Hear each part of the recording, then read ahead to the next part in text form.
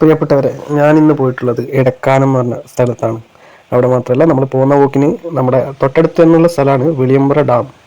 അപ്പോൾ ഇന്നലെ അവിടെ പോയിട്ടുണ്ടായിരുന്നു. അവിടെയൊക്കെ വെള്ളം കയറിയിട്ട് മൊത്തം അലങ്കോലമായിരുന്നു ഇന്നലെ. അപ്പോൾ ഇന്ന് കുറച്ച് വെള്ളമൊക്കെ താണിട്ടുണ്ട്. നല്ല കാണാൻ പറ്റിയ സ്ഥലമാണ് ഈ വെളിയമ്പ്ര ഡാമും. അത് കഴിഞ്ഞാൽ എടക്കാനം, വെളിയമ്പ്ര ഡാമിൻ്റെ തൊട്ട് താഴെ അവിടെ ഒരു പാർക്കൊക്കെ ഉണ്ട്. പിന്നെ അതൊക്കെ കാണാൻ നിന്നില്ല, അങ്ങനെ പോയിക്കൊണ്ടിരിക്കുകയാണ്. നേരെ എടക്കാനത്തേക്കാണ് പോകുന്നത്. എടക്കാനം കാണാൻ പറ്റിയൊരു സ്ഥലമാണ്. നല്ല ബ്യൂട്ടിഫുൾ സ്പോട്ടാണ്. നമുക്ക് ഫാമിലി ആയിട്ട് പോകാനും അതേപോലെ ഫ്രണ്ട്സായിട്ട് പോകാനും അങ്ങനെയുള്ള കാര്യങ്ങൾക്കൊക്കെ പോകാൻ പറ്റിയ സ്ഥലമാണ്. ഇപ്പം ഈ എടക്കാനത്തിൻ്റെ കാഴ്ചയാണ് ദൂരെ നിന്ന് നമ്മളെടുത്ത ഫോട്ടോ. അടിപൊളി കാഴ്ചയാണ് അത്. അവിടെ എത്തിയപ്പോയാലും നിങ്ങൾക്ക് മനസ്സിലാവും. ഫുള്ള് പച്ചപ്പായിരിക്കും. തൊട്ടടുത്ത് നോക്കിയാലും തിരിഞ്ഞു നോക്കിയാലും ഒന്ന് ഫുൾ പച്ചപ്പായിരിക്കും, എങ്ങോട്ട് നോക്കിയാലും. അത് മാത്രമല്ല, നമ്മളൊക്കെ മുമ്പ് അവിടെ പോയിട്ട് ക്രിക്കറ്റൊക്കെ കളിക്കാറുണ്ടായിരുന്നു. അങ്ങനെയുള്ള സ്ഥലമായിരുന്നു. പിന്നെ അങ്ങനെ കളിക്കുന്ന സമയത്ത് നമ്മൾ ബോളൊക്കെ പോയി കഴിഞ്ഞാൽ നേരെ ചാടും. അല്ലെങ്കിൽ എന്ത് ചെയ്യും, എന്താ പറയുക, വെള്ളമല്ല, നല്ല ശുദ്ധമായ വെള്ളമായിരിക്കും. അപ്പം നമ്മൾ എന്ത് ചെയ്യും, അവിടുന്ന് പോയി ബോളൊക്കെ പൊറുക്കിയെടുത്ത് വീണ്ടും കളി തുടങ്ങും.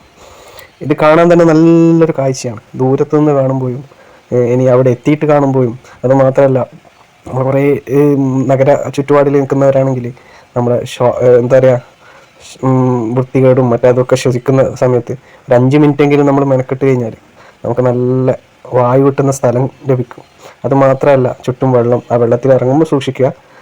ഇപ്പം മഴക്കാല സീസണാണ്, അപ്പോൾ എവിടെയും ഇടിയാനും പൊളിയാനൊക്കെ ചാൻസ് ഉണ്ട്. അപ്പോൾ നീന്താൻ അറിയുന്നവർ മാത്രം അത് അവിടെ താഴേക്ക് ഇറങ്ങുക. അങ്ങനെയുള്ളവർ മാത്രമേ ഇറങ്ങാൻ പാടുള്ളൂ.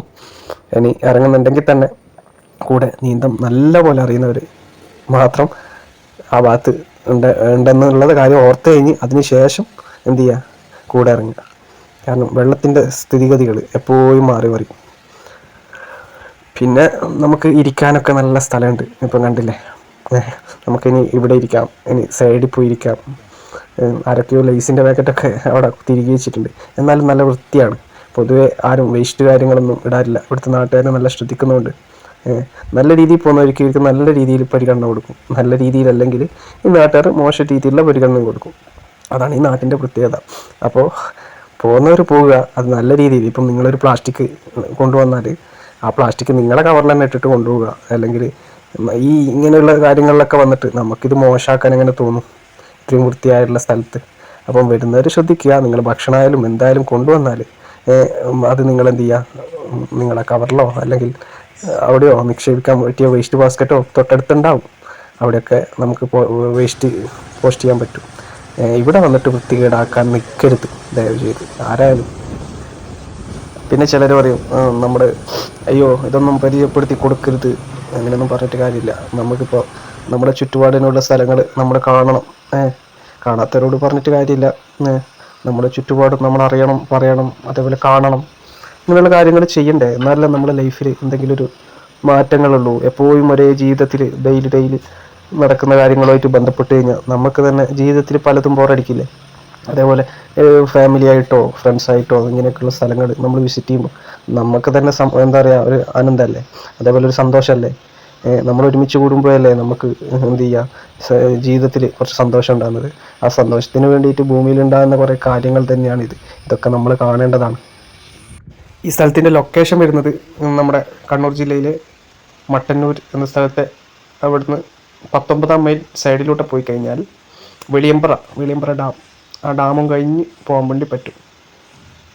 അതുപോലെ ഡാമിൻ്റെ അങ്ങോട്ടേക്ക് പോകേണ്ട ആവശ്യമില്ല. ഇതിന് മുമ്പ് ഒരു റോഡ് വരുന്നുണ്ട്, എടക്കാനൊന്ന് അടിച്ചാൽ കിട്ടുകയും ചെയ്യും തോന്നുന്നു. അതേപോലെ ഇരിട്ടി ഭാഗത്തുനിന്ന് അങ്ങനെയും വരാൻ വേണ്ടി പറ്റും. ഇരിട്ടി ഭാഗത്തിലൂടെ, അതേപോലെ നിരമ്പാറ, അതേപോലെ എല്ലാ സൈഡിലൂടെയും വരാൻ വേണ്ടി പറ്റുന്നൊരു സ്ഥലമാണ്. ഈ ഭാഗം അങ്ങോളം കാണാൻ പറ്റിയ സ്ഥലങ്ങളാണ്. എടക്കാനം തൊട്ട് ഇരിട്ടി വരെ നല്ല കാഴ്ച സ്ഥലങ്ങളാണ്, ഓരോന്നും ഡിഫറെൻ്റാണ്. അപ്പോൾ ഒരു ഫാമിലി ആയിട്ടൊക്കെ വരുന്നതാണെങ്കിൽ നല്ല അടിപൊളി സ്ഥലമാണ്. ഈ ചുറ്റുഭാഗത്ത് കണ്ണൂർ ജില്ലയിൽ വെച്ചിട്ട് എന്താ പറയുക, നമുക്ക് കാഴ്ചകൾ ഫുൾ പച്ചപ്പിൽ കാണാനും അതേപോലെ ഇരുന്ന് സംസാരിക്കാൻ പറ്റിയ ഏറ്റവും നല്ലൊരു സ്പോട്ടാണിത്. നിങ്ങൾ വന്നാൽ തന്നെ നിങ്ങൾക്ക് മനസ്സിലാവും. എനിക്ക് കൂടുതലൊന്നും ഇതിന് പറയേണ്ട ആവശ്യമില്ല എന്ന് തോന്നുന്നു, കണ്ടപ്പോൾ തന്നെ നിങ്ങൾക്ക് മനസ്സിലാവും.